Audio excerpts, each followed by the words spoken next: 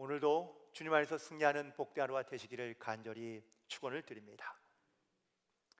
실제로 있었던 일인데 유치원에서 선생님께서 아이들을 가리키고 있습니다.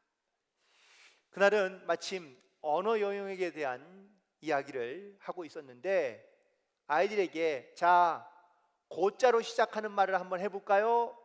라고 했습니다. 그랬더니 한 아이가 손을 들고 고양이요, 또 어떤 애는 고무줄이요 라고 말하며 고구마요 이렇게 막 얘기하고 있는데 어떤 한 아이가 유독 자신감이 없어 보이는 아이가 있는데 그 아이의 이름을 부르며 민호야, 우리 민호도 한번 얘기해 볼까? 얘기하자. 그러자 민호가 고민스러운 표정으로 자신감이 떨어진 말로 합니다. 고네요 라고 얘기하자 선생님이 깜짝 놀란 겁니다. 아니 이제 6살 정도밖에 안 되는 이 아이에게서 고뇌라는 이런 단어를 들으니 이 선생님이 너무 깜짝 놀란 겁니다. 그래서 잠깐 쉬는 시간에 그 선생님들 그 사무실에 가서 교무실에 가서 다른 선생님에게 막 자랑을 했다는 겁니다. 그랬더니 다른 선생님들이 걔가 그렇게 기쁜 생각을 할 줄 몰랐다고 그러면서 다들 칭찬해 주는 겁니다. 근데 마침 이제 교무실에 있는데 그 민호라는 아이가 지나가는 겁니다. 그 선생님이 기특해서 그 아이를 불러가지고 민호야, 너 혹시 고뇌가 무슨 뜻인 줄 알아? 라고 이렇게 물어보았더니 그 아이가 말하기를 왜 그거 있잖아요, 바닷속에 사는 큰 동물. 네, 아이는 고래를 말하고 싶은 건데 고래 했는데 이게 고뇌로 들린 것 뿐이죠. 사실 우리가 살아가면서 내 머릿속에 있는 말이 그대로 나오기도 하지만 때로는 내 머릿속에 있는 말과 내 입에서 나오는 말이 사실 조금은 다르게 나올 때가 많습니다. 제가 요즘에 그런 것 같습니다.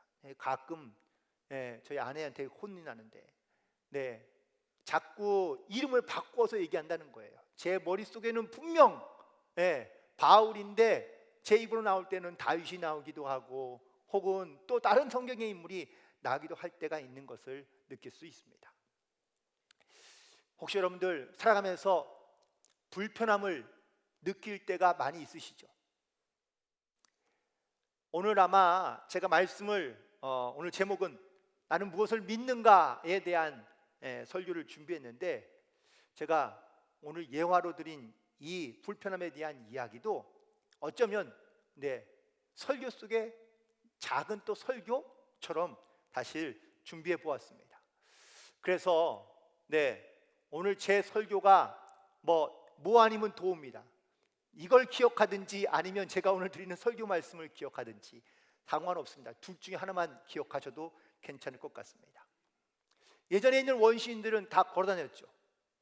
그런데 사람들이 동물을 사용하기 시작하면서 말을 타기 시작합니다. 낙타를 타기 시작합니다. 조금 지나자 이 말과 낙타를 이용해서 마차를 끌기도 합니다. 그리고 시간이 흘러서 이제는 자동차가 발명되어서 더 빠른 자동차, 더 편안한 자동차를 지금도 여전히 꾸준히 만들고 있고 발전되어 가고 있습니다. 심지어는 하늘을 나르는 비행기가 만들어져서 아주 빠르게 우리가 이동할 수 있습니다. 세상은 분명 이렇게 점점점 느림에서 빠름으로, 곡선에서 직선으로, 불편함에서 편리함으로 발전하고 있지만 이와는 반대로 현대인들의 체질은 조금이라도 불편하면 견딜 수 없는 체질로 바뀌어가고 있다라는 사실입니다. 한 20, 30년 전, 이것도 나 때 이야기이긴 하지만 여러분들 그때는요 교회에 에어컨도 없고 히터도 제대로 없었지만 그때는 은혜 받기를 사모하고 또한 그때는 정말 예배가 뜨거웠던 것을 기억합니다. 그런데 지금은 아주 편안하게 시원하고 따뜻하게 예배 드릴 수 있지만 조금만 더워도, 조금만 추워도, 조금만 불편해도 사람들의 불평이 끊이지 않습니다. 세상은 편리해졌는데 왜 자꾸 우리의 불편함들은 더 늘어만 가고 있는 것일까요? 그렇다면 이 불편함이 갖고 있는 의미는 과연 무엇일까? 첫 번째는 이 불편함이란 가치관의 그림자이다 라는 사실입니다. 우리가 선택을 합니다. 어떤 사람은 편리한 걸 선택하고 어떤 사람은 불편한 걸 선택할 수 있습니다. 그런데 불편함을 선택했다고 해서 그 불편함이 다 불편한 것으로 느끼는 것은 아니라는 것이죠. 예수님이 하늘의 보좌를 버리고 이 땅 가운데 오셨습니다. 편리함을 내버려 두고 불편함을 스스로 선택하신 겁니다. 제자들도 편한 삶을 살기를 포기하고 스스로 불편함을 선택하여 복음의 증인으로 살아갑니다. 그런데 이 불편함을 선택한 이유는 뭘까요? 가치관이 다르기 때문이라는 겁니다. 가치관이 다르지만 내가 옳다고 진리로 여기며 내가 믿음으로 선택한 내 선택에 대한 가치관은요, 나에게 불편함을 줄 수 있긴 하지만 그 불편함을 잘 느끼지 못하고 오히려 그 불편함을 가치 있는 일로 여기며 살아가게 된다라는 겁니다. 두 번째, 불편함의 의미는 바로 순종의 그림자다라는 겁니다. 사람은 다 본능이 있는데 이 본능을 절제하거나 이 본능을 다스리기가 쉽지 않습니다. 먹고 싶은 본능, 자고 싶은 본능, 혹은 소유하고 싶은 본능 등 이런 우리의 본능을 따라 우리가 살아가지 아니하고 불편하지만 이성적이고 혹은 또 상식적인 것을 우리가 선택하며 살아가는 이유는요, 본능을 따라 살면 반드시 후회하기 때문입니다. 또 때로는 허무함을 우리가 느끼기 때문입니다. 그래서 가치 있는 일을 선택하고 불편하지만 그 일에 자기가 순종하며 따라가게 됩니다.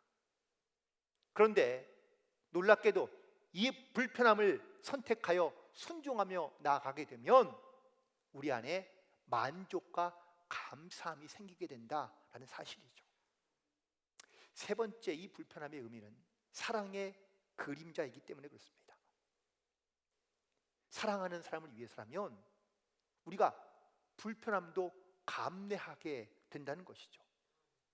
예수님도 세상을 사랑하시고 우리를 사랑하셨기 때문에 모든 불편함, 십자가의 죽음의 불편함까지도 예수님께서는 인내하시고 혹은 또 감내하셨다라는 사실입니다.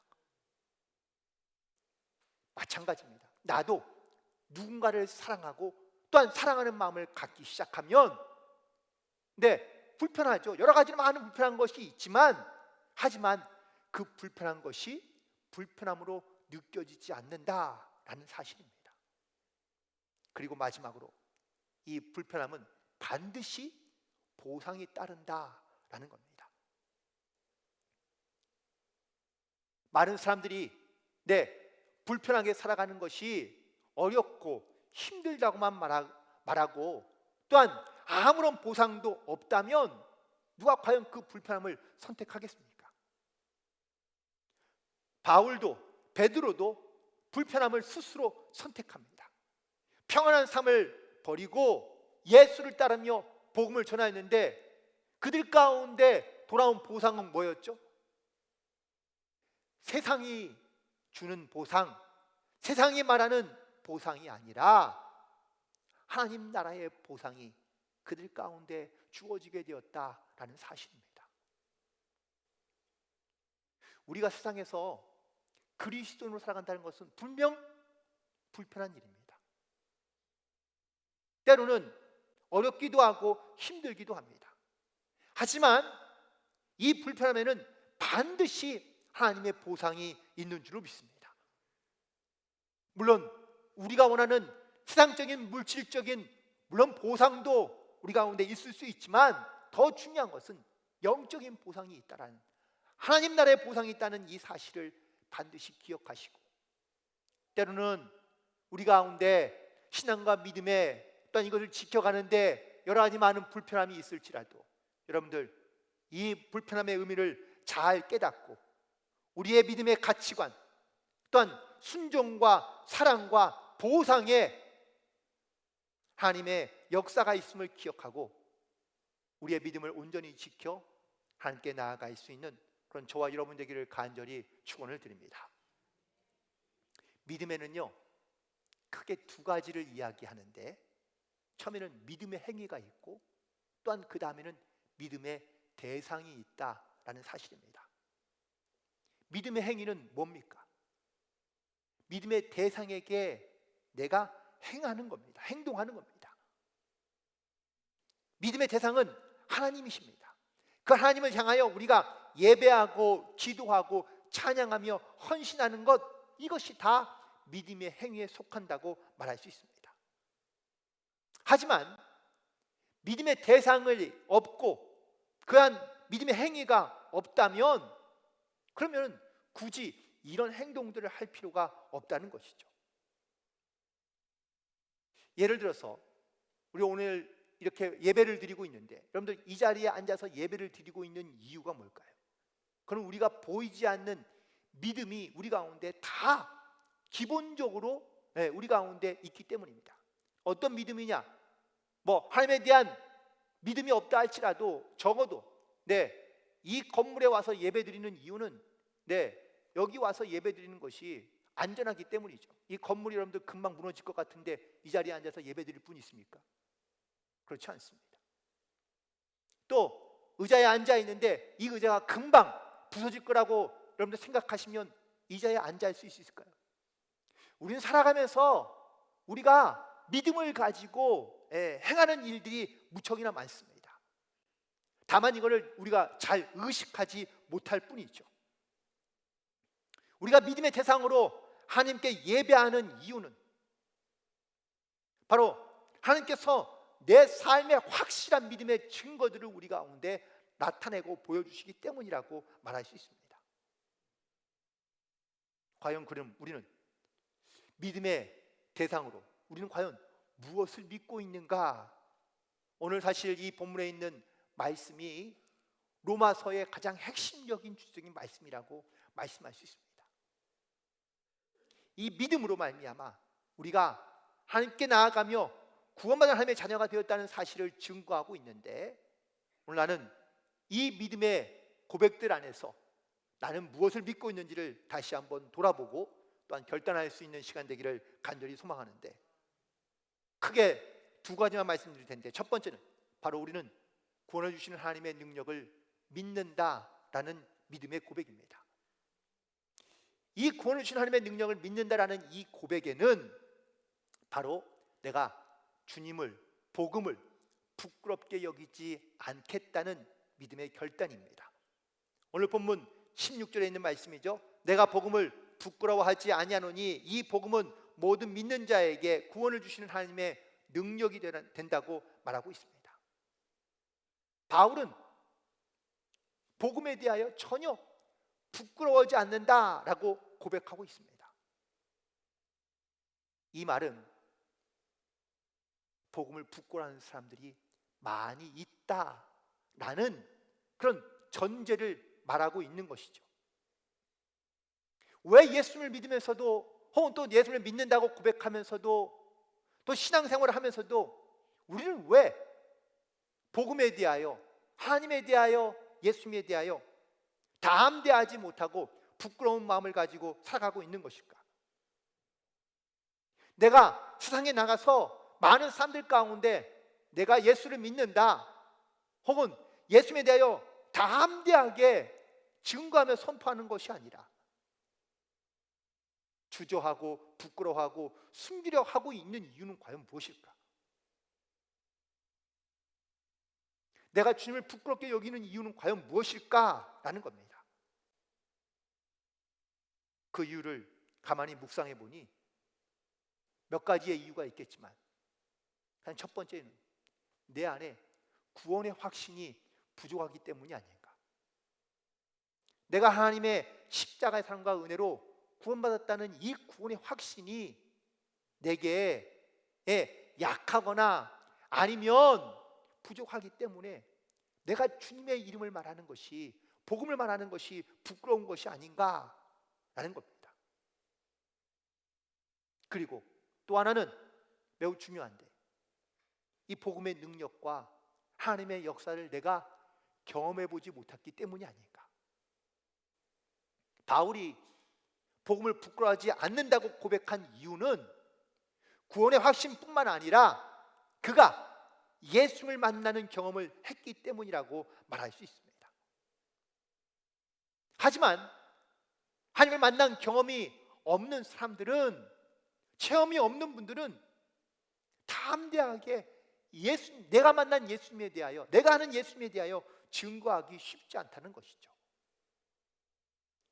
고린도전서 1장 18절에 있는 말씀에 보면은 십자가의 도가 멸망하는 자들에게는 미련한 것처럼 보이지만 구원을 받은 우리에게는 하나님의 능력이 된다고 고백하고 있습니다. 여러분, 십자가가 미련하고 어리석게 보이십니까? 예수님 당시에 십자가에 달려 죽었다는 이야기는요, 고난, 수치의 대명사입니다. 십자가에 달리는 것을 부끄럽게 여겼다라는 겁니다. 미련하고 어리석은 사람들이, 죄인들이 십자가에 달렸기 때문입니다. 그래서 십자가에 달린 예수님을 증거하는 것이 미련하게 보이고 어리석게 보이고 부끄러워할 수밖에 없는 것처럼 보이지만, 그 십자가를 통하여 내가 예수님의 죽음으로 인하여 내가 구원받았다는 이 사실을 내가 믿음으로 내가 고백하며 시인하고 그 주님을 내가 만나게 되면 우리는 예수님에 대하여 증거하지 않을 수 없다라는 것을 말하고 있는 겁니다. 또한 두 번째, 구원을 주신 하나님의 능력을 믿어야 한다고 말씀하고 있습니다. 우리에게 일어나는 변화 중에는 두 가지의 변화가 있습니다. 첫 번째 변화는 내가 노력해서 만들어내는 변화입니다.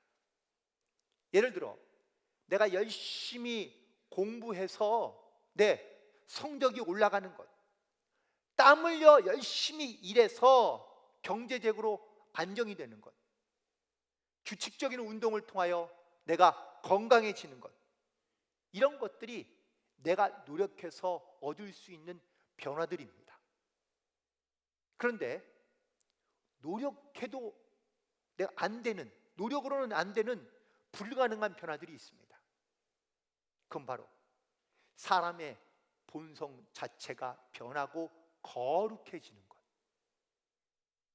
죽음에 대한 두려움과 삶에 대한 무력감이 자기의 의지만으로는 변화될 수 없다는 것들이 바로 내 마음대로 되지 않는 변화들입니다. 자, 그렇다면 내가 노력해서 얻을 수 있는 변화들은 내가 노력하면 되겠지만 내가 노력해도 안 되는 변화들은 어떻게 하면 좋을까요? 포기하고, 그리고 내버리고, 그리고 스스로 자기의 인생을 탓하며 우리가 살아가야 하는 것인가? 그래서 바로 내 힘과 내 능으로 살아가는 것이 아니라, 능력으로 살아가는 것이 아니라 하나님의 능력을 의지하여 우리가 이 땅을 살아가는 지혜, 믿음을 가지고 살아가야 될 줄로 믿습니다. 여러분, 구원을 얻은 것이 나의 선행과 나의 노력으로 얻어진 것이라고 생각하십니까? 그렇지 않다는 겁니다. 구원은 하나님의 능력이고 하나님의 선물인 것을 말씀하고 있습니다.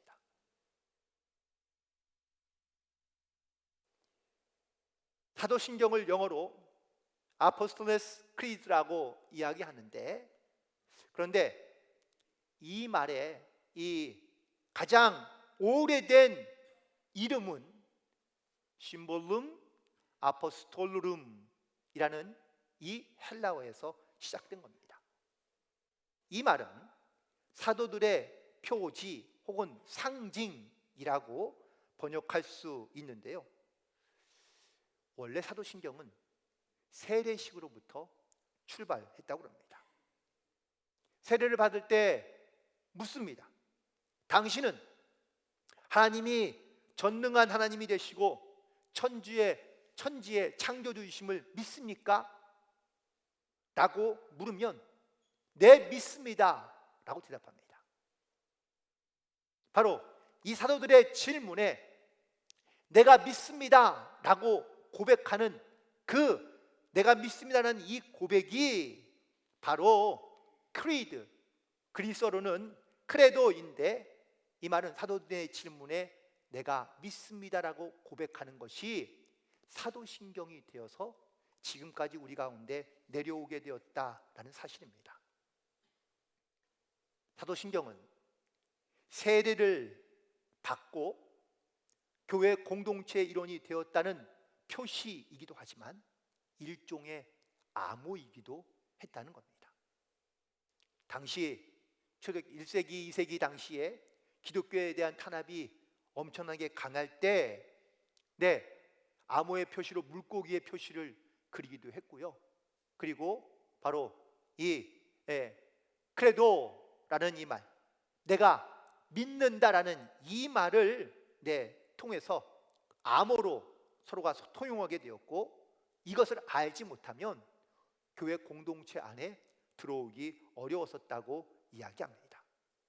그런 의미에서 봤을 때 이 심볼룸 아포스톨로름은 바로 사도들의 암호라고 부르는 것이 아마 그들의 어떠한 뜻을 가장 잘 전달할 수 있는 그러한 표현이지 않을까라고 말할 수 있습니다. 사도신경 전체를 통틀어서 나는 믿습니다 라고 고백하는 것은 크게 세 가지입니다. 첫 번째는 전능하신 하나님, 천지를 창조하신 하나님을 믿는다라는 것이고, 두 번째는 하나님의 독생자 예수 그리스도를 믿는다라는 것이고, 세 번째는 보혜사 성령님을 믿는다라는 이 믿음의 고백이 바로 사도신경에서 고백하고 있는 내가 믿고 있는 세 가지에 대한 고백들입니다. 여러분, 기독교는 그냥 추상적인 사상이나 아니면 지식을, 교리를 믿는 종교가 아닙니다.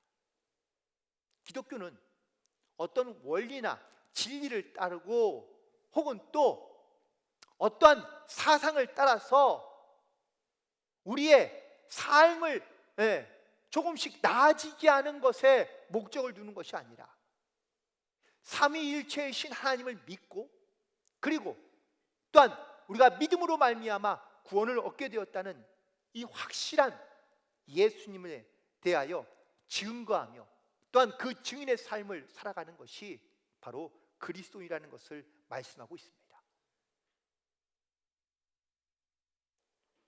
두 번째로 우리는 바로 오직 믿음으로 살아가야 한다는 것을 말씀하고 있는데요. 우리가 믿는다는 것은, 우리가 믿음으로 살아간다는 것은 과연 무엇이냐? 바로 부활의 주님을 우리가 믿고 살아간다는 것을 고백하고 또한 고백해야 한다는 사실이죠. 요한복음 11장 25절과 26절에 있는 말씀입니다. 예수께서 이르시되 나는 부활이요 생명이니 나를 믿는 자는 죽어도 살겠고 무릇 살아서 나를 믿는 자는 영원히 죽지 아니하리라 라고 말씀하십니다. 그런데 예수님께서 이 말씀을 죽기 전에 제자들에게 하셨습니다.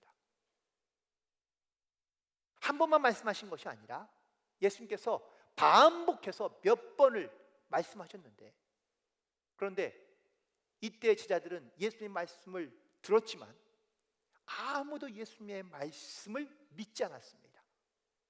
듣지 않았습니다. 그들이 왜 그럼 예수님의 말씀을 들음에도 불구하고 믿지 않았을까요? 자기의 생각으로 가득 차 있었기 때문입니다. 내 생각을 고치거나 내 마음을 바꾸지 않는 고집센 마음, 이거를 바로 굳은 마음이라고 표현하기도 합니다. 여러분, 우리가 살아가면서 내 머릿속에 굳어진 생각들이요, 잘 바뀌지 않습니다. 굳어진 마음 마찬가지입니다. 마음이 딱딱해지고 굳어졌는데 그럼 뭘로 바꿀 수 있고 어떻게 바꿀 수 있습니까? 쉽지 않습니다. 그런데 이렇게 굳었던 마음을 갖고 있고 굳은 생각을 갖고 있던 제자들이 예수님이 죽고 난 다음에 부활하신 예수님을 만나고 나자 그들의 생각이 달라지고 그들의 마음이 달라지고 그들의 삶이 변하게 된 줄로 믿습니다. 우리도 내 생각, 내 인간적인 굳은 마음을 가지고 우리가 이 땅 가운데 살아가면요, 결코 우리가 이 부활의 주님이 어떤 분인지 잘 모르고 살아갈 수밖에 없습니다. 사랑하는 성도 여러분, 다시 한번 우리의 굳은 생각과 굳은 마음을 성령의 역사로 부활하신 주님을 만나는 경험을 통하여 변화된 삶을 살아갈 수 있는 모든 성도들이 되기를 주님의 이름으로 간절히 축원을 드립니다. 두 번째는 하나님의 의를 나타내야 한다라는 사실입니다. 오늘 본문 17절에 있는 말씀에 보니까 복음에는 하나님의 의가 나타나서 믿음으로 믿음에 이르게 한다라고 말씀하고 있습니다. 여기서 말하는 하나님의 의는 두 가지의 의미가 있는데, 첫 번째는 법적인 의입니다. 즉 사회적인 공의와 정의를 실현해 가는 것을 말하고 있고, 두 번째는 관계적인 의인데, 공정하고 바른 일, 정직한 일, 하나님께서 옳다고 하시는 일, 바로 이것들이 바로 하나님의 의라고 말하고 있다라는 것이죠. 영적으로 본다면 우리가 하나님의 의로 새롭게 되지 않는다면 우리는 죄인의 모습으로 살아갈 수밖에 없다는 겁니다. 그러나 하나님께서 우리를 의롭다 선언해 주십니다. 마치 법정에서 내가 죄인이 아니라고 선언해 주시는 것과 똑같다는 겁니다. 근데 선언은 내가 하느냐? 아닙니다. 재판장이신 하나님께서 선고를 해야, 의롭다고 선언해 주셔야 우리가 의로워질 수 있다는 겁니다.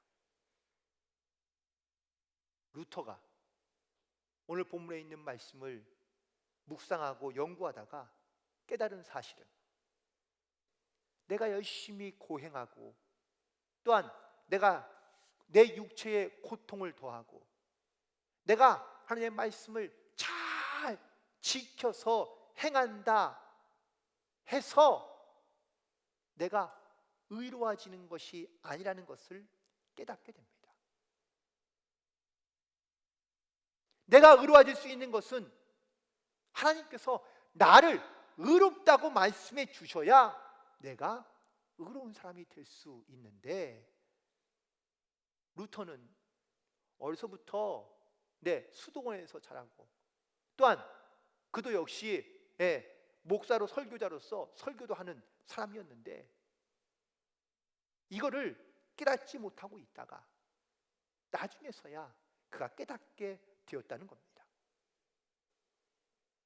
그리고 로마서 3장 28절에 있는 말씀처럼, 그러므로 사람이 의롭다 하심을 얻는 것은 율법의 행위에 있지 않고 믿음으로 되는 줄 우리가 인정한다고 고백하고 있는데, 이 바울의 고백이 루터의 고백과 똑같습니다.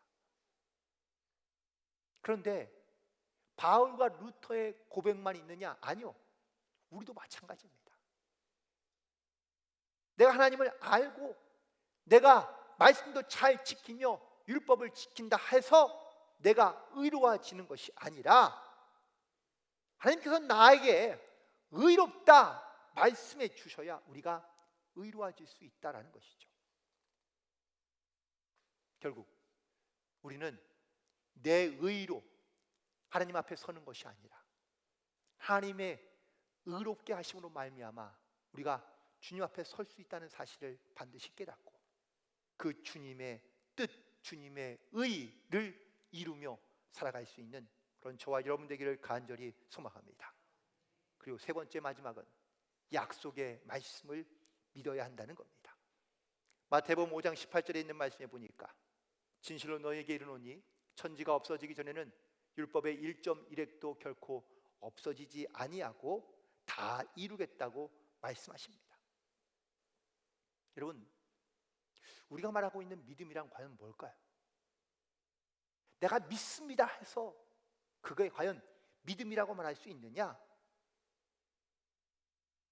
어떤 신학자가 이렇게 얘기하더라고요. 믿음이란 하나님의 약속의 말씀이 반드시 성취되게 하는 것이다. 또 하나님의 약속의 말씀들은 다 이루어졌다. 단 다시 오실 주님의 약속만 남아있을 뿐이다 라고 말했다는 겁니다. 성경에 있는 말씀이요, 모든 약속된 말씀들이 다 이루어졌습니다. 단 주님이 오신다는 그 약속의 말씀만은 아직도 남아있을 뿐이라는 겁니다. 우리가 무엇을 믿느냐, 또 이 무엇을 믿느냐는 더 나아가서는 어떻게 믿느냐라는 것이 매우 중요한데, 우리가 믿음으로 살아가며 이 믿음대로 우리가 살 수 있는 것은 하나님의 약속의 말씀들이 우리 가운데 믿어질 때, 또한 이 하나님의 말씀들이 우리 가운데 체험되게 될 때 우리가 믿음으로 더욱 담대한 믿음으로 이 땅 가운데 살아갈 수 있는 줄로 믿습니다. 말씀을 정리하면서 빌립보서 1장 27절부터 28절에 있는 말씀에 보니까 오직 너희는 그리스도의 복음에 합당하게 생활하라. 중약을 하고요, 이것이 그들에게는 멸망의 증거요 너희에게는 구원의 증거니 이는 하나님께로부터 난 것이라고 말씀하고 있습니다. 우리는 복음으로 그리고 믿음으로 이 땅 가운데 살아가고 있는 성도들입니다. 그런데 우리는 이 복음으로 살아가는 성도들임에도 불구하고 복음을 부끄러워하는 경우가 많습니다. 복음을 부끄러워한다는 것은 내가 구원받은 하나님의 자녀인 것을 부끄러워하고 있으며, 또한 더 나은 것은 내가 이 구원의 확신이 없이 살아가고 있다라고 말하는 것과 똑같다는 겁니다. 우리는 세상에 살아가면서 순간적인 가치나 본능적인 쾌락의 가치를 따라 이 땅 가운데 살아가는 경우가 많습니다. 끊임없이 다가오는 삶의 문제는 채워지지 않는 부족함 때문입니다. 그런데 우리 가운데 있는 가장 큰 영적인 문제는 채워지지 않는 부족함이 아니라 하나님을 바라보지 못하는 그 영적인 부족함 가운데 있다라는 것이죠. 신앙생활을 하는 데에는 크게 불편함도 없고 어려움도 없을 수 있습니다. 그런데 정작 믿음 생활에는 기쁨이 없고 감사가 없다면 이게 과연 올바른 신앙생활이며 혹은 믿음으로 살아가는 성도의 모습일까? 오직 의인은 믿음으로 산다라는 것은 자기를 의지하는 것이 아니라 전적으로 하나님을 의지한다라는 믿음의 고백입니다.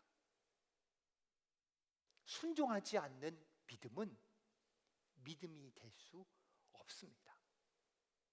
또 이런 믿음은 하나님을 기쁘시게 할 수도 없기 때문입니다. 지금 나의 믿음은 과연 무엇을 믿고 있는지, 그리고 무엇을 향해 가고 있는지, 내가 하나님의 약속의 말씀을 믿고 하나님의 뜻을 이 땅 가운데 세우며, 그리고 하나님의 거룩한 성도로서 자녀로 내가 믿음을 지키며 살아가고 있는지, 오늘 다시 한번 우리의 믿음을 돌이켜보고, 그리고 그 믿음을 지켜 행하며 나아갈 수 있는 저와 여러분이 되기를 간절히 축원을 드립니다. 기도하시겠습니다.